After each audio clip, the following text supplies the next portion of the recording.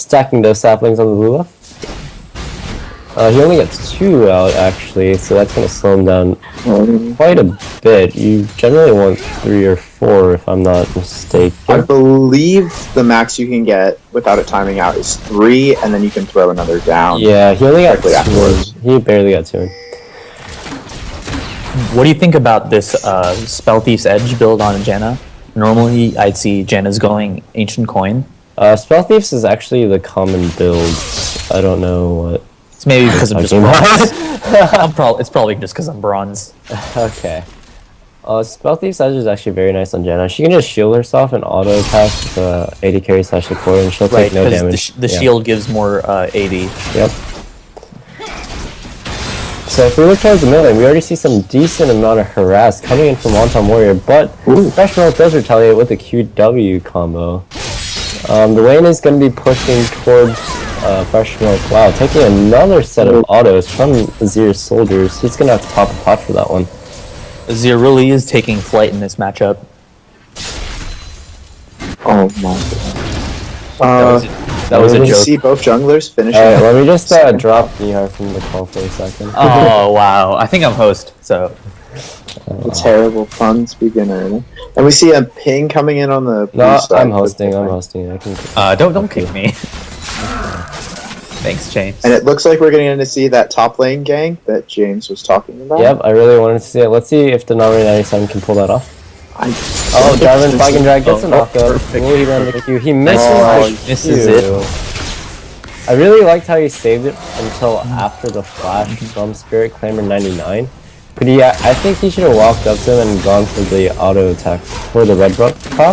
Because his movement speed actually slows down while he's charging his Q. So he should have just went up, waited for the flash, then Q'd. Alright. Fairly good at CSing a new turret. Is there a shield spot, right? Alright, but that is the flash down from Spirit Clamor 99. So Dynamite 98 can actually go for the repeat gank. He is heading towards the top lane. I think he's gonna go Gromp first. You mean Krugs? Oh, sorry, Krugs. Yeah. Krug life. Surprisingly, a CS lead early for Kalista. Look at that, Jinx. Hmm.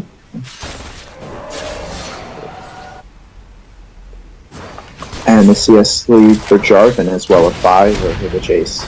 I'm not surprised about the Jace. I mean, he did get some pressure from the Vi. And Vi is coming in for the repeat gank, but he does get seen out by the ward in the tri-bush, so... It looks like she's gonna go for it. Oh, he's gonna knock him back to the tower. There we go. He's gonna take 1. He doesn't have the mana to follow up. He doesn't have it. If he had Ignite, he could have all-in him. He definitely could have all-in him if he had Ignite. But XPJO comes up for the counter gank, but... Will this be the first kill? No. Oh, it will! Oh, in the mid lane, yeah. First blood goes to Wonton Warrior. Congratulations. He did blow both Flash and Ignite on the side of Fresh Milk. Only blows the Flash. Right, but Azir isn't backing, so he may get a bit more farm and XP. He's probably gonna push it. No, Yeah, he decides not. now. He decides not to push the wave. Instead, he's gonna let that slow push towards his side. Let's see what item he goes for. He goes for the Fiendish Codex first. I like that a lot. Okay, that's the aggressiveness I want from Azir. But he's definitely building that into a Morellonomicon. No, oh, and there's the top thing. Oh, and that's a dead case. Dynamite 98 coming in for the 3rd gank in the last 5 minutes. Very nice. They done finally gets that kill onto Spirit Clamor 99, and they're gonna push that into the tower, and Spirit Clamor 99 is gonna miss all that CS. Yeah, he's really getting behind in that lane. I think he's gonna be forced to teleport onto that. Yep, there it is. He gets a tier. At least he gets a tier from the first back. He's gonna start stacking that now. And Jarvan picks up the pickaxe longsword. It looks like he's gonna be going for that Tiamat first item. Yep. Alright, now if we look at the bot lane, we see the wave actually pushing towards Team Azure's shield side, and XVJO is just waiting off to the left, trying to get that gank off. He's gonna grab the lantern from Soulface. Oh no, he missed it. He missed it. And the missed hook. Oh, and a Oh, we teleport see the coming tally in. coming down. Slow on the troll phase. Slow and Knock up. And troll face for the win goes down. now remember that TP advantage came from that early pressure that Denominator 98 actually put on the top lane, so Jace actually cannot follow. I think we're going to see an early dragon here. Definitely. Right. I didn't know that the Ranger's Trailblazer on Maokai, I feel like it really detracts from his ganking presence, as opposed to that Stalker's Blade. I actually do like the Trailblazer better on Maokai, because you can always switch that out later, because Riot actually changes so you can switch the jungle item later on, as long as it's not enchanted. So you can actually go for that Chilling Smite later on in the game, but focus more on farming early game. Wanton Warrior putting down half damage on that turret. Every time LeBlanc steps up to the minion wave, it's just auto after auto wrecking her face. I think Vi is going to be taking this blue buff instead of giving it to Azir. Freshbell definitely does have kill pressure though. They're about even in items. He's just misplaying this matchup quite a bit. I don't think any junglers are going to be giving the blue buffs to their mid laners. That's interesting. Oh, okay, yeah. I want to talk about that bot lane fight though. Trollface, for the win, actually flashed out before XBJO could take that lantern. You always want to make sure that your team actually clicks on the lantern before you flash. Oh, we're seeing the fight top lane. Flash out of... Oh, both flashes. And he pick it up. Ooh, Yes. and he gets it. Gets the final strike with his Q. Chase is being punished for every mistake he gets, and high 1, 2, 4, 7, 3 is unrelentless. I think it's not the mistakes the Spirit Climber 99 is. It's more of the early that high 1, 2, 4, 7, 3s. Oh, we see the... We've seen ult. Ooh, one fault by Jenna.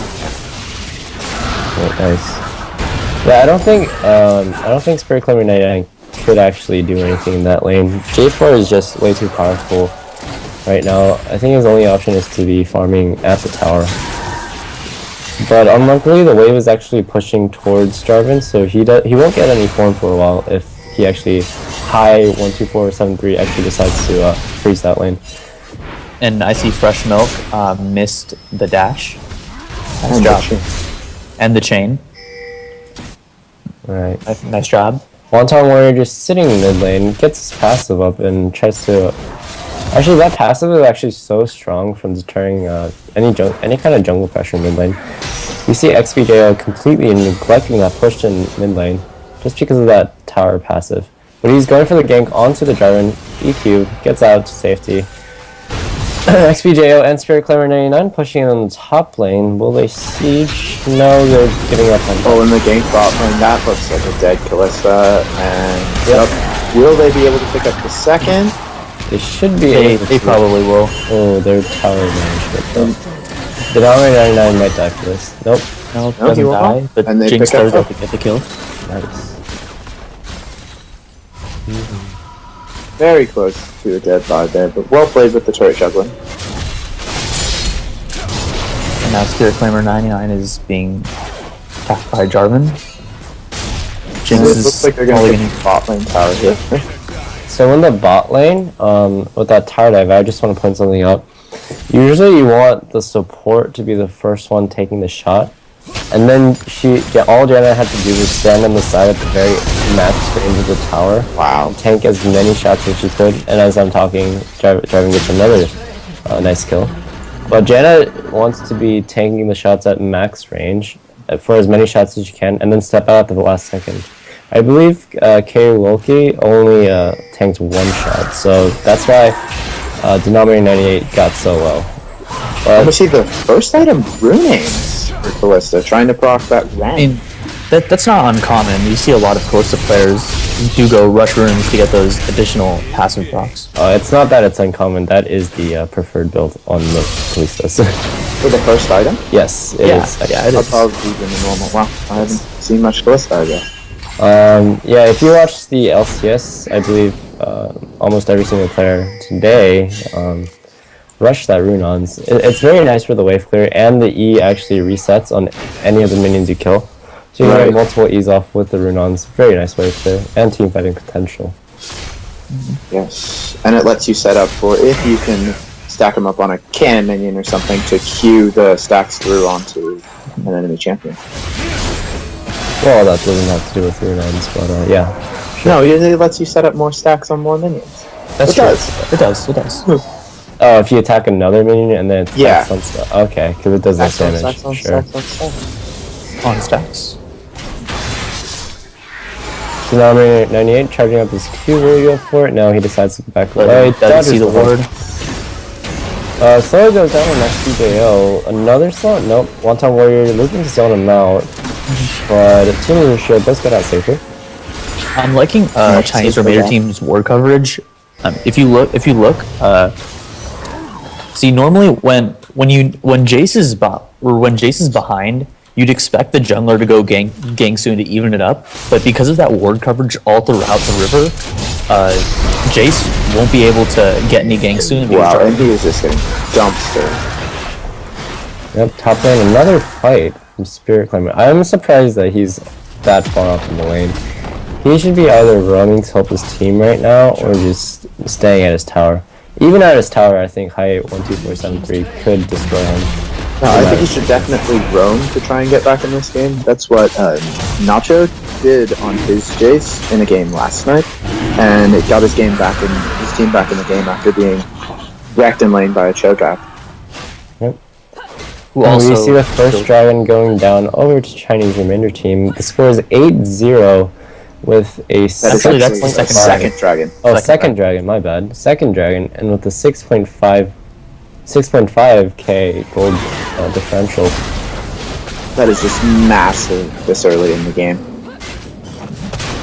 Only 14 minutes in. Do we think we'll get to see the 20-minute FF? No, I don't think 20-minute FF is going to come out in this match. Do you think we're going to see any nice sources of BM? No. We do see both junglers opting to hand the third blue buff off to their mid lane. If we look at the mid lane, we see Wonton Warrior and High 12473 pushing up that mid lane. There's actually zoning out XPJO from entering. He's coming off the side, getting the flank. He uses snare on the minions, so no snare available. Wonton Warrior doing a huge amount of damage onto the tower with his W. Raises the Zir passive for that extra bit of defense against Spirit Climber 99 rushing down to the mid lane. Mid lane siege is going to continue from Chinese Remainder team. They should be able to get this tower within this. Yep, there we go. That's an easy tower down for them. Ooh, the flash cataclysm by Jarvan. So he actually lets the ulti off. He actually cancels his terrain early on. XPJ gets the chance to engage. Nice on by Jen. High 12473 going way too deep, gets towered. Doesn't take a lot of tower shots though. The Rockin goes for an ulti, gets Spirit Climber 99. Nice shot. That's a 2 for 0. And it's 0-10. Not a Azure Shield has not gotten a single. Wonton Warrior going in deep, gets the ignite off. Wow. They're just so far ahead, they're not even being punished for being so far forward. Teleport comes in from High 12473. They can't even land down to 5. Yep, that is going to be a 16-minute inhibitor. All around nice play by Chinese Remainder team. They were far enough ahead that they could dive that inhibitor tower. And that's kind of scary, actually. Got 16 minutes and a 10k gold lead. It says that Azure Shield has taken down 2 turrets, but in fact both of those have been Azure passive. Okay, still around. Now, I want to look at the build path from the different junglers. We actually see that XPJO has indeed upgraded his Ranger's Trailblazer into the Juggernaut champion. He's just going for that all-around beefy build. While on the other side, Denominator 98 going for a much more offensive role with his Hex Drinker and the Warrior enchantment on the Stalker's blade. I feel like the